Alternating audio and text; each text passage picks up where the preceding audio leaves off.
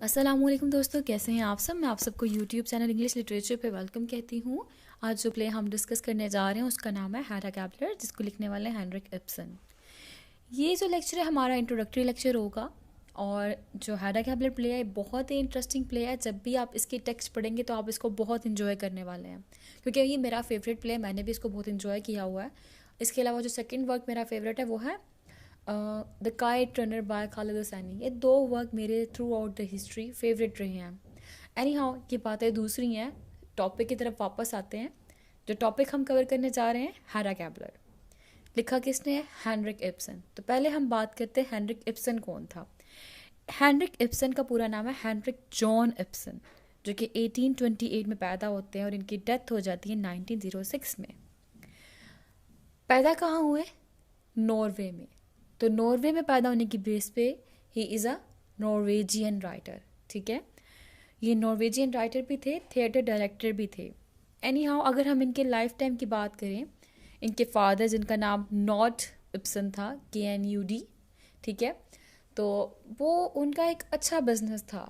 लेकिन इनके चाइल्डहुड के टाइम पीरियड के अंदर कुछ डाउन्स एंड फॉल्स आ गए, अप्स एंड डाउन्स आ गए, इनको फेस करना पड़े, जिसकी वजह से इनका बिजनेस में बहुत ग्रेट लॉस हुआ। उसके बाद क्या हुआ, इनका जो चाइल्डहुड था, चाइल्डहुड का लाइफ टाइम था, बड़ा ही आइसोलेटेड गुजरा। मतलब एक अकेला अपना टाइम स्पेंड करना पसंद करते थे इब्सन। क्या हुआ? डिस्ट्रक्शन, डिके, डाउनफॉल, जो इनके लाइफ के अंदर एज थे, जो फ्रूट्स थे, वो सब कुछ ख़त्म। ठीक है, मीन्स एक रॉयल्टी से कहाँ पे आ गए? डिकेड लाइफ की तरफ आ गए। इवन के इनके चाइल्डहुड में ये भी रूमर, अफवाह फैल गई कि Ibsen is an illegitimate child. ये इलिजिटिमेट चाइल्ड है, यानी कि इसका फादर कोई और है। ठीक है, ये रूमर्स फैली थी जिसकी रियलिटी कोई भी प्रूव नहीं कर सका था। लेकिन फिर भी इस रूमर के फैलने की बेस पे, इन अफवाहों की फैलने की बेस पे हम लोगों को थीम की, जो इब्सन के राइटिंग के अंदर एक थीम नज़र आता है, वो है इलिजिटिमेट ऑफस्प्रिंग का। ठीक है, तो अक्सर इनकी राइटिंग के अंदर हम लोग इलिजिटिमेट ऑफस्प्रिंग का थिंग भी देखते हैं। वो इसी बेस पे देखते हैं क्योंकि इनकी लाइफ के अंदर ये रूमर्स फैली थी। एनी हाउ, फिर टाइम चलता गया, बड़े हो गए, शादी भी हो गई। फिर एक पर्सन था बुर्जनसन, उनसे इसकी दोस्ती भी हो गई। उसके बाद इन्होंने लिखना शुरू कर दिया और इन्होंने एक वर्क पब्लिश करवाया जो कि पोइम्स थी, ड्रामेटिक पोइम। उसका नाम था ब्रांड। इसको पब्लिश करवाया और इसी की बेस पे 1866 में इब्सन ने एज अ सक्सेसफुल राइटर अपना एक नेम अर्न किया। ठीक है, जिससे इनको फाइनेंशियली तौर पे बहुत ज़्यादा सपोर्ट मिली थी। अच्छा, इसके बाद इन्होंने बहुत से वर्क्स लिखे, काम होता गया। अब 1889 की बात है कि जब ये 61 ईयर्स ओल्ड के थे तो एक प्लेस थी, उस प्लेस का नाम है टायरोल गोजेंसिस। प्रोनाउंसिएशन थोड़ी सी मिस्टेकन हो सकती है, मतलब थोड़ी सी गलती हो सकती है प्रोनाउंसिएशन के अंदर, तो इसकी प्रोनाउंसिएशन एक्यूरेट आप गूगल से सुन लीजिएगा, क्योंकि इसमें थोड़ी सी मिस्टेक हो सकती है। लेकिन फिर भी मैं बोल रही हूँ टायरोल गोजेंसिस। इस प्लेस पे ना इनकी मुलाकात होती है एक लड़की जिसका नाम है इमिली। अब इमिली 18 ईयर्स ओल्ड एक बच्ची है। हेनरिक इब्सन को उस लड़की से और उस लड़की को हेनरिक इब्सन से मोहब्बत हो जाती है।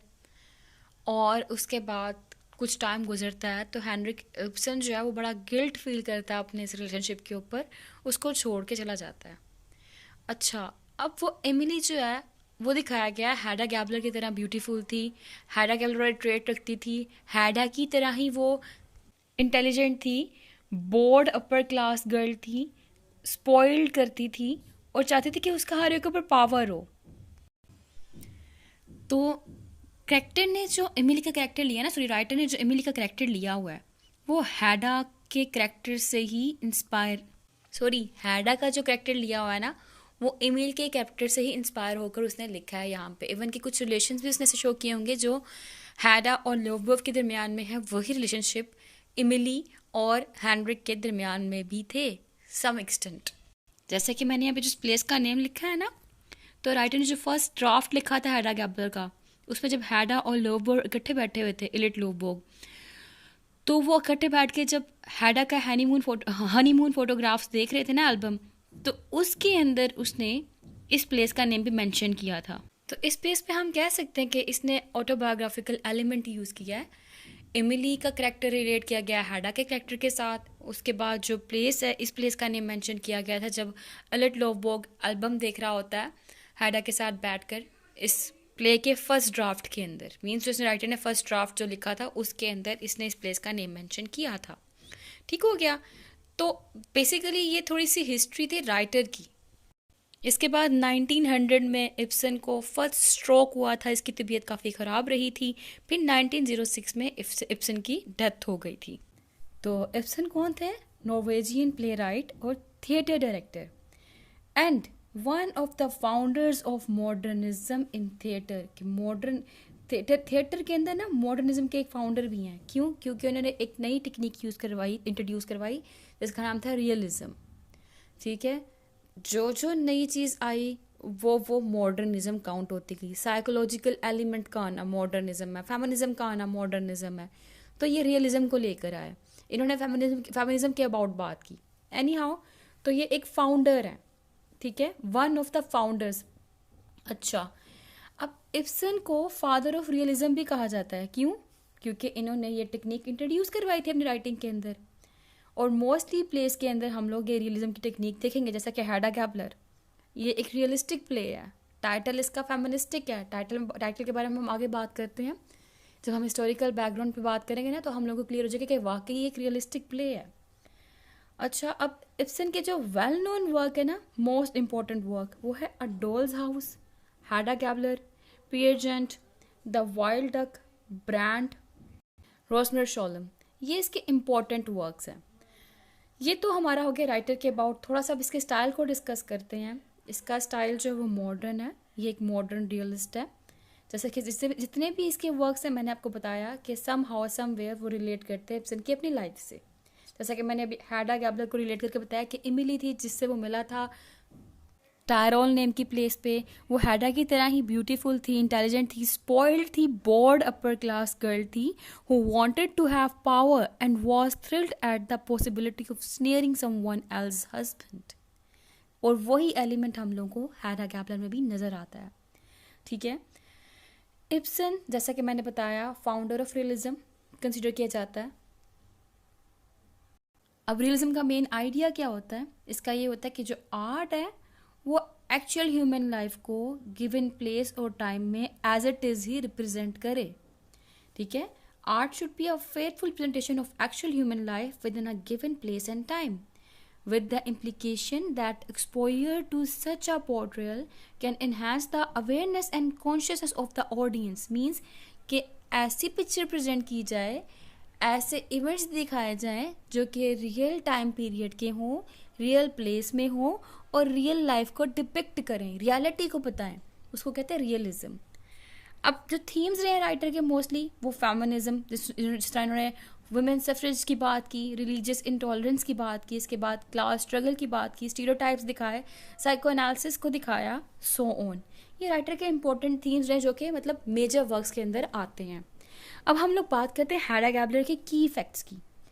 हैडा गैबलर के की फैक्ट्स पहले हम लोग बात हैं हिस्टोरिकल बैकग्राउंड की। हैडा गैबलर जिस हिस्टोरिकल बैकग्राउंड में लिखा गया वो चल रहा था Victorian time period. Victorian time period की सूरत हाल क्या थी? वहाँ पे जो औरतें थी उनको उनके राइट्स प्रोवाइड नहीं किए जाते थे। विक्टोरियन टाइम पीरियड पे स्ट्रिक्ट विक्टोरियन सोशल कोड्स थे और ऐसे लॉज थे जो कि सीवियरली रिस्ट्रिक्टेड करते थे the rights of all women. जितनी भी वुमेन थी उन सबके राइट्स को सीवियरली रिस्ट्रिक्ट करते थे। तो जब वुमेन को सप्रेस किया जा रहा था, एक्सप्लॉइट किया जा रहा था, सब्जुगेट किया जा रहा था, तो उस ड्यूरेशन में एक मूवमेंट स्टार्ट हुई थी, फेमिनिज्म की मूवमेंट, जिसमें वुमेन ने अपने राइट्स की डिमांड की थी। तो 1880s में नॉर्वे ने भी वुमेन्स राइट की मूवमेंट को स्टैब्लिश किया था। फिर नॉर्वेजियन वुमेन्स मूवमेंट स्टार्ट हुई थी और इसके अंदर इब्सन ने भी डिमांड की थी कि गवर्नमेंट जो है, जो मैरिड वुमेन है, उनको भी ये राइट प्रोवाइड करें कि वो अर्निंग कर सके और उनको प्रॉपर्टी में से हिस्सा दिया जाए, क्योंकि वुमेन को एक्सप्लॉइट किया जा रहा था, उनको कोई भी राइट नहीं मिल रहा था। तो इसी बेस पे जो हेनरिक इब्सन है वो फर्स्ट नॉर्वेजियन फेमिनिस्ट राइटर भी काउंट होते हैं, क्योंकि इन्होंने औरतों के राइट के लिए आवाज़ उठाई थी, और उसी राइट के लिए आवाज़ उठाते हुए इन्होंने प्ले लिखा हैडा गैबलर, जबकि इस प्ले का टाइटल जो है वो फेमिनिस्टिक है। क्यों? हैडा एक लड़की का नाम है। जैसे कि शेक्सपियर के टाइटल्स देख लें आप लोग, कैसे हैं? हैमलेट एक लड़के का नाम है, बिल्कुल हैमलेट की तरह कैरेक्टर दिखाया गया यहाँ पे हैडा का, और टाइटल भी हैडा गैबलर रखा गया। ठीक है, तो बेसिकली ये इसका बैकग्राउंड था कि विक्टोरियन टाइम पीरियड में अच्छा खासा एक्सप्लॉइट किया गया था वुमेन को। उनको अलाउ नहीं था कि वो वोट दे सके, उनको अलाउ नहीं था कि वो कोई जॉब कर सके, उनको अलाउ नहीं था कि वो घर से बाहर निकल सके। उनको चार दीवारी में means bound to their houses, अपने घर तक ही उनको बाउंड कर रखा हुआ था। तो इस ड्यूरेशन में फिर इब्सन भी उठा था, और इब्सन ने कहा था कि जितनी भी औरतें हैं उनको उनके राइट्स दिए जाएं, उनको अर्निंग का राइट प्रोवाइड किया जाए, उनको प्रॉपर्टी का राइट प्रोवाइड किया जाए। और जितनी भी वुमेन थी उस टाइम पे, उन्होंने एक फेमिनिस्टिक मूवमेंट स्टार्ट की थी जिसको फर्स्ट वेव ऑफ फेमिनिज्म कहा जाता है, जिसमें उनको वोट का राइट दिया गया था। फिर सेकेंड वेव आई, फिर थर्ड वेव आई। सेकेंड वेव के अंदर उन्होंने वुमेन स्टडीज़ की डिमांड की थी। फिर थर्ड वेव में आके उन्होंने कहा कि जितने वुमेन हैं उनको इक्वल टू मैन डिक्लेयर किया जाए। तो सारा फेमिनिस्टिक बैकग्राउंड में लिखा गया है सारा सारा प्ले। तो फेमिनिज्म थ्योरी कैसी है, ये एक अलग डिबेट है, लेकिन इब्सन ने इसको कैसे डिपिक्ट किया, ये एक अलग डिबेट है। और उसी ड्यूरेशन में फिर रियलिज्म का एलिमेंट इंट्रोड्यूस करवाने वाले हेनरिक इब्सन, जिसने सोसाइटी को देखते हुए जो औरतों की सूरत हाल थी उस टाइम पीरियड में, उन सबको डिपिक्ट किया अपने पेन के थ्रू, अपनी राइटिंग के अंदर, और अपना प्ले हैडा गैबलर लिखा। और इनके मोस्टली प्लेस के जो मेन करेक्टर हैं, प्रोटैगोनिस्ट है, वो फीमेल ही हैं। तो ये था historical background, historical context of the हैडा Gabler. अब की फैक्ट्स की बात करते हैं। फुल टाइटल है प्ले का हैडा गैबलर। ठीक है, लिखा कब गया? 1889 से 1890 के ड्यूरेशन में। किस जगह लिखा गया? Mostly in Munich, Germany. Published कब हुआ? December of 1890। लिटरेरी पीरियड चल रहा था थ्योरेटिकल रियलिज्म एंड मॉडर्निज्म। यानरा कौन सा इसका ड्रामा है। सेटिंग दिखाई गई है द टेस्मैन्स विला। टेस्मैन कौन है? हैडा गैबलर का हस्बैंड होगा। Located in a Norwegian city modelled on Christiania. तो क्रिश्चियाना में ये मॉडल किया गया। इस स्टोरी का क्लाइमेक्स क्या होगा? जब हैडा गैबलर लोबो का मैन्यूस्क्रिप्ट जला देगी, जो कि इसने थिया के साथ मिलकर लिखा होगा। लोबो भी कैरेक्टर है, जैसे कि ये लोबो का कैरेक्टर हेनरिक इब्सन को यहाँ पे रेफर करेगा, और हैडा का कैरेक्टर यहाँ पे इमिली को रेफर करेगा। कुछ कुछ ऑटोबायोग्राफिकल एलिमेंट यहाँ पे प्रेजेंट होंगे इनके रिलेशनशिप के अंदर। एंटागोनिस्ट कौन है? हैडा गैबलर हरसेल्फ एंटागोनिस्ट भी है, और अपने ही रोल में ये एंटी हीरो भी प्रेजेंट होगी। और इवन के प्रोटैगोनिस्ट भी यही है। हाउ स्ट्रेंज ना, क्योंकि सारी स्टोरी इसके रिवॉल्व चल रही है, और स्टोरी के अंदर लोगों की लाइफ को डिस्ट्रॉय करने वाली भी ये खुद है, और खुद की लाइफ को भी डिस्ट्रॉय करने वाली ये खुद है। लेकिन खुद से ज़्यादा किसने इसकी लाइफ को डिस्ट्रॉय किया, वो हम स्टोरी जब पढ़ेंगे तब हमारे सामने ये क्वेश्चन अराइज होगा, और इसका सल्यूशन भी आएगा। क्योंकि हैडा गैबलर उसकी अपब्रिंगिंग करने वाले उसके फादर थे। उसके बाद उसकी शादी हो जाएगी। शादी के बाद टेस्मैन, जिसने अपनी वाइफ का ख्याल रखना है, वो होगा। उसके बाद उसका फ्रेंड एलिट लोवबर्ग, जिसके साथ इसके बचपन में बहुत ज़्यादा एसोसिएशन या क्लोज फ्रेंडशिप रही थी, वो होगा। फिर एक और क्रिकेटर जज ब्रैक, जो कि एक जज है, उसके क्या वर्ड्स, क्या रोल रहे हैडा की लाइफ में, वो होगा। और at the end हैडा suicide commit कर लेगी। ठीक है, तो कई लोगों की लाइफ को भी एक्सप्लॉइट करेगी, और खुद की लाइफ को भी ये डिस्ट्रॉय कर लेगी। तो एक क्वेश्चन बड़ा इंपॉर्टेंट है, who is the responsible of Hedda's suicide, या who is the responsible of Hedda's tragedy? ये इंपॉर्टेंट क्वेश्चन है। अब हम हैडा गैबलर के टाइटल की सिग्निफिकेंस की बात कर लेते हैं। देखें, जैसा कि मैंने बताया, इसकी शादी होती है टेस्मैन से। तो टाइटल हैडा गैबलर क्यों? Why not हैडा Tesman? हैडा टेस्मैन क्यों नहीं? क्योंकि हेनरिक इब्सन खुद कहता है, My intention in giving it this name was to indicate that Hadda as a personality is to be regarded rather as her father's daughter than her husband's wife.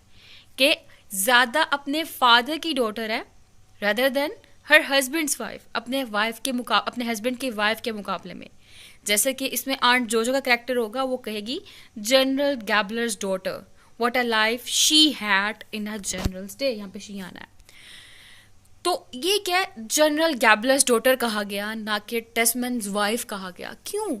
क्योंकि इसका father एक general था, father pistols use किया करता था, father horse riding किया करता था, और फादर ने इसको वुमेन कैसे अपनी लाइफ स्पेंड करती है कभी सिखाया ही नहीं।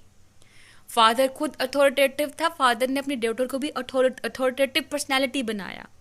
फादर खुद हॉर्स राइडिंग किया करता था, उसने अपनी डॉटर को भी हॉर्स राइडिंग करना सिखाया। फादर खुद पिस्टल्स यूज किया करता था, उसने अपने बेटे को पिस्टल्स यूज करना सिखाया। औरतों की लाइफ कैसी होती है, कैसे जिंदगी गुजारनी चाहिए, ये सब कुछ उसके फादर ने नहीं सिखाया उसे। ये सब बातें मैं क्यों कह रही हूँ?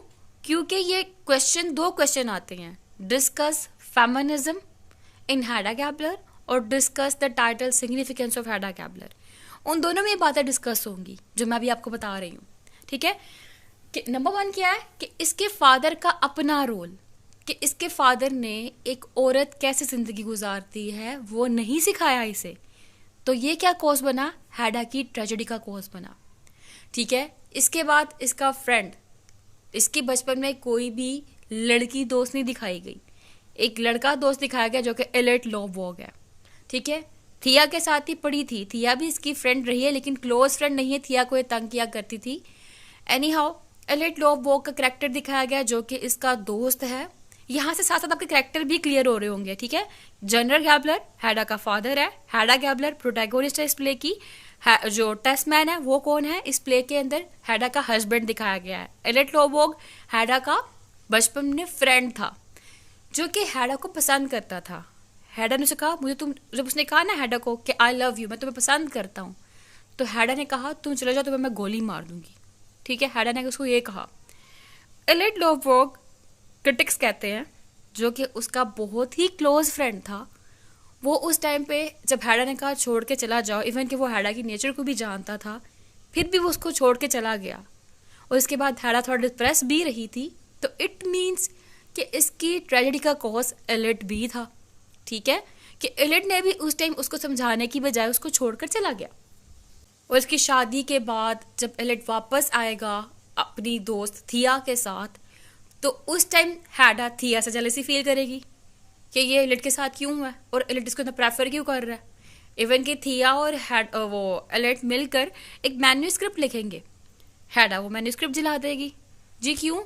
क्योंकि एलेट के लिए वो उनके चाइल्ड के इक्वल है। कौन? उसका मैन्यूस्क्रिप्ट, कि ये मेरा बच्चा है वो कहता है, और हैडा उसका बच्चा कह के जला देती है। जेलसी का थीम आ जाएगा वहाँ पे। बात हम कर रहे थे भी टाइटल की सिग्निफिकेंस की, हैडा गैबलर क्यों? मैं कैरेक्टर्स पे पहुंच गई, ट्रेजेडी पे पहुंच गई। एंड यहाँ हैडा गैबलर इसलिए क्योंकि ये अपने फादर की डॉटर है, अपने फादर को फॉलो करती है। इवन कि शादी के बाद भी इसने अपने घर के अंदर सेटिंग जब दिखाई गई ना, दिखाया गया अपने फादर की पोर्ट्रेट लगाई हुई, पिक्चर लगाई हुई है, अपने फादर की पोर्ट्रेट लगाई, पिक्चर लगाई हुई अपने फादर की, जिसको देख के ये इसकी पर्सनैलिटी में इसके फादर का टच शो होता है। अपने फादर की पिस्टल संभाल के रखी हुई, अपने फादर की पिस्टल के साथ खेलती भी है। टेस्टमैन के साथ अपने हनीमून पे 6 मंथ स्पेंड करके आई है, लेकिन वापस आने के बाद क्या है, इन दोनों के अंदर अभी तक बॉन्डिंग नहीं है। टेस्टमैन वहाँ पे अपने काम पे काम करता रहा, अपनी रिसर्च वर्क करता रहा, हैडा को इतना टाइम नहीं दे पाया। और हैडा जी क्या है, वापस आई है, वो हैडा ने भी उसको पसंद नहीं कर पाई, यानी कि दोनों के अंदर लाइकिंग फैक्टर नहीं आया। हैडा ने शादी फिर क्यों की? सोसाइटी के खौफ से। ठीक है, हैडा एक ग्रेसफुल लेडी दिखाई गई है जिसको स्कैंडल से डर लगता है कि ये इतनी बड़ी हो गई और कोई से शादी नहीं करा है, इसलिए इसने टेस्टमैन से शादी कर ली थी। ठीक है, तो ये टाइटल की सिग्निफिकेंस है कि हैडा टेस्टमैन क्यों, हैडा गैबलर क्यों, हैडा टेस्टमैन क्यों नहीं। हैडा गैबलर इसलिए क्योंकि हैडा अपने फादर की डॉटर रहना ज़्यादा पसंद करती थी rather than the wife of Tesman, क्योंकि वो टेस्टमैन को लाइक ही नहीं कर पाई थ्रू आउट द स्टोरी। कि हम देखेंगे चलो एंड पे वो बॉन्डिंग करने की कोशिश करेगी टेस्टमैन के साथ, लेकिन टेस्टमैन भी अपनी वाइफ को अंडरस्टैंड नहीं कर पाता किसी भी इवेंट पे। कि एंड पे कहती है कि टेस्टमैन आओ मैं तुम्हारी हेल्प कर दूं मैन्यूस्क्रिप्ट के अंदर। टेस्टमैन कहेगा तुम हमें तंग मत करो, तुम सिर्फ इतनी हेल्प कर सकते हो कि तुम हमें खामोश हो जाओ, या तुम जज ब्रैक के साथ रह लो, टाइम स्पेंड कर लो उसके साथ, सो ऑन। तो एट द एंड जज ब्रैक भी उसको एक्सप्लॉइट करेगा, कहेगा कि तुम मेरे साथ टाइम स्पेंड करो, तुम मेरे साथ वक्त गुजारो, जज ब्रैक ये चाहेगा उससे, वरना मैं लोगों को बता दूंगा कि तुमने ये सब कुछ किया, तुम कॉज बनी हो एलिट की डेथ का भी, एलिट भी मर जाएगा इसके अंदर। मैंने सारी स्टोरी का आपका वो सस्पेंस खराब कर दिया। एनी हाउ, क्वेश्चन तो प्रिपेयर हो गया ना साथ में हमारा। बहरहाल तो वहाँ पे कौन एक्सप्लॉइट कर रहा है, वहाँ पे उसका हस्बैंड भी उसको एक्सप्लॉइट कर रहा है। कि जब उसने एंड पे रियलाइज़ किया कि मुझे चाहिए कि मैं टेस्टमैन के साथ टाइम स्पेंड कर लूँ, तो उसके हस्बैंड ने इतनी उसको प्रायोरिटी नहीं दी। और उसके बाद उसने कहा जज ब्रेक के साथ टाइम स्पेंड करो, तुम हमें ना तंग करो, मुझे और थिया को तंग ना करो, हम काम कर रहे हैं इसके ऊपर, मैन्यूस्क्रिप्ट के ऊपर। तो हैडा जाके खुद को शूट कर लेती है। ठीक हो गया। तो ये क्या हुआ, उसका हस्बैंड भी उसको एक्सप्लॉइट करने वाला है। मीन्स उसके हस्बैंड की और हैडा की बॉन्डिंग नहीं हो पाई। उसका हस्बैंड 6 मंथ हनीमून पे रह गया उसके साथ, रिसर्च वर्क में बिजी रहा, हैडा को ज़रा भी टाइम नहीं दिया उसने, बॉन्डिंग नहीं हो पाई। हैडा और टेस्टमैन घर आते हैं। घर आने के बाद टेस्टमैन फुलिश एक्ट करता है। हैडा देखो ये मेरे स्लीपर्स, अपनी जूतियाँ दिखा रहा है उसको। और हैडा जो कि अपर क्लास से बिलोंग करती है, उसको ये सब कुछ पसंद नहीं आता जो टेस्टमैन करता है। बॉन्डिंग नहीं हो पाई। क्यों नहीं आता पसंद? क्योंकि वो अपने आप को अपने फादर की डॉटर कंसीडर करती है, अपने फादर के साथ रहना पसंद करती थी, जनरल गैब्रियल्स डॉटर, ठीक है, जो कि हॉर्स राइडिंग करना पसंद करती है, सारी लाइफ जो है अपनी मैस्कुलिन वे में यानी कि मेल की तरह गुजारना पसंद करती है। That is why Hedda Gabler not Hedda's Tesman. एक क्वेश्चन हो गया हमारा टाइटल सिग्निफिकेंस वाला। साथ ही मैंने यहाँ पे दूसरा सवाल भी डिस्कस कर दिया कि who is the responsible of Hedda's tragedy. Responsible कौन है? मैंने आपको नेम बता दिया कि एलिट ने किस तरह उसको छोड़ दिया, टेस्टमैन ने किस तरह उसको छोड़ दिया। कि जब उसने कहा भी चलो ठीक है मैं तुम्हारी हेल्प करना चाहती हूँ, तो टेस्टमैन ने कहा हमें डिस्टर्ब ना करो। उसके बाद उसके फादर ने किस तरह इसको एक्सप्लॉइट किया कि फादर ने इसको डॉटर जो था, डॉटर क्या होती है, बेटी क्या होती है, उसकी डेफिनेशन सिखाने की बजाय अपने जैसा उसको बनाया जिस तरह एक सन होता है। ठीक है, ये बेसिकली क्रिटिक्स कहते हैं। मैंने उसी वेज में आपके साथ क्वेश्चन को डिस्कस कर दिया है। तो यहाँ पे 2 सवाल हमारे साथ ही प्रिपेयर हो गए हैं। तो अब हम बात करते हैं इसके थीम्स की। Individual versus society, important theme है। Marriage of convenience, important theme है। Fear of public opinion, important theme है। तीनों थीम्स इंटरलिंक्ड है। किस तरह से इंटरलिंक्ड है? पहले बात करते हैं इंडिविजुअल वर्सेस सोसाइटी की। हम देखते हैं फीमेल कैरेक्टर्स को, आंट जोजो है, आंट रीना है और हैडा गैबलर खुद है, थिया है। जितने भी इसमें फीमेल कैरेक्टर्स है ना, मोस्टली उनको स्ट्रगल करना पड़ रही है सोसाइटी में सर्वाइवल करने के लिए। ठीक है, इवन के अगर टेस्टमैन है, टेस्टमैन को सपोर्ट करने वाली कौन है? उसकी आंट। तो यहाँ पे फेमिनिज्म का थीम बड़ा इंपॉर्टेंट है। ठीक है, कि इनकी आंट ही इनको सपोर्ट कर रही हैं, इनके रहने के लिए इनको घर दिया हुआ है, और उसके बाद खाना पीना, इवन के अपब्रिंगिंग सारी टेस्टमैन की आंट करने वाली है। हैडा की बात करूं, हैडा जो कि इंडिविजुअल है, शादी क्यों की? Under the dreadful pressure of the society कि लोग क्या कहेंगे।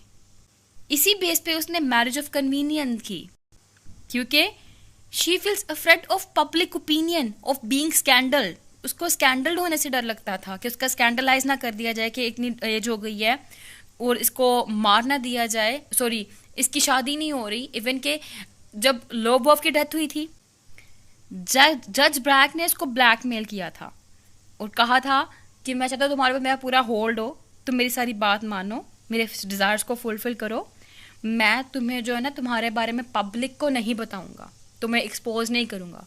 तो ये fair of public opinion, marriage of convenience, individual society, तीनों लिंक्ड चल रहे हैं। जैसा कि अगर हैडा की बात की जाए, हैडा अकेली एक लड़की है, सोसाइटी से डरती है। शादी क्यों की? सोसाइटी से डरती है। और fair of public opinion, society क्यों की? उससे कि ये इसको स्कैंडलाइज ना कर दिया जाए। और इसके अलावा सोसाइटी के अलावा शादी क्यों की? लोगों से डरती है कि स्कैंडलाइज ना कर दिया जाए। तो ये तीनों थीम इंटरलिंक्ड है। इवन के लोबो की बात की जाए, जो कि एक जीनियस मैन है, अच्छा खासा लिखने वाला, ड्रंकन हो जाता है। क्यों? सोसाइटी से बहुत ज़्यादा इफेक्ट होता है वो भी। फिर इसकी लाइफ में थिया आती है, थिया आके इसकी लाइफ के अंदर एक इंपॉर्टेंट रोल अदा करती है और इसको दोबारा से अपनी राइटिंग की तरफ वापस लेके आती है, दोबारा से इसको मैन्यूस्क्रिप्ट लिखने का कहती है। और थिया और ये मिलकर दोबारा से एक मैन्यूस्क्रिप्ट लिखते हैं। थिया आके इसकी ड्रिंकिंग हैबिट है वो भी छुड़वा देती है। थिया, जिसका नाम मिसेस एल्वेस्टेड है, वो शादी करती है एक ऑर्डरली पर्सन से अपनी विशेष के अगेंस्ट। क्यों करती है? Social pressure. तो देख रहे हैं, social pressure, fear of public आ गया। मैरिज ऑफ कन्वीनियंस आ गया, इंडिविजुअल वर्सेस सोसाइटी आ गया। इसके बाद बात की जाए पर्पसलेसनेस ऑफ लाइफ, इसकी बात की जाए तो हैडा कहती है I have bored to death. अक्सर ये पूछ रही थी what on earth am I to do, कि मीन्स यहाँ पे बोर्डम दिखाया गया है, पर्पसलेसनेस दिखाया गया है। ना ही वो एक माँ बनने में पर्पस फील करती है, क्योंकि वो कन्वेंशनल लेडी बनना पसंद ही नहीं करती, उसको रिस्पॉन्सिबिलिटीज पसंद नहीं है। लेकिन थिया की बात की जाए तो थिया ने अपनी लाइफ में अपना पर्पस को गेन किया। किस तरह से? उसने लोबोग की हेल्प की, ठीक है, उसके साथ टाइम स्पेंड किया, अपने हस्बैंड को छोड़ के उसके पास आ गई, और लोबोग जब मर गया दोबारा से उसने खुद को रिशेप किया, टेस्टमैन के पास आई, उसने उसकी हेल्प की बुक लिखने में, पब्लिश करवाने में। लेकिन हैडा उसकी एंटीथेसिस दिखाई गई हुई है। हैडा अपनी लाइफ के अंदर अपना कोई भी पर्पस पूरा नहीं कर पाती, और उसकी पर्पसलेसनेस उसके डिस्ट्रक्शन का कॉज बनती है। नेक्स्ट है इंट्रूयन का थीम, ट्रायंगुलर रिलेशनशिप एंड इंट्रूयन। यहाँ पे ट्रायंगुलर रिलेशनशिप दिखाया गया है, थिया, लोबोग, इलिड का, सॉरी, थिया, हैडा और इलिड का, ठीक है। दूसरी तरफ टेस्टमैन और थिया और हैडा का। पहले बात करते हैं इलिड की। इलिड पसंद करता है हैडा को, हैडा ने छोड़ा इलिड को, इलिड रहने लग पड़ा थिया के साथ, थिया पसंद करती है इलिड को, ठीक है। तो इनका ट्रायंगल दिखाया गया हुआ है। इसी तरह अगर हम लोग टेस्टमैन, हैडा और थिया की बात करें, टेस्टमैन शादी की हैडा से सिर्फ और सिर्फ इसलिए क्योंकि वो अमीर थी। अब हैडा इसको पसंद नहीं करती, हैडा पसंद करती है इलिड को, थिया पसंद करती है इलिड को, लेकिन अब वो टेस्टमैन के साथ है, उसका काम करने में उसकी हेल्प कर रही है। हैडा को ये बात हजम नहीं हो रही, अगेन जेलेसी। लेकिन हैडा कहती है टेस्टमैन मैं तुम्हारी काम करने में मदद करूं।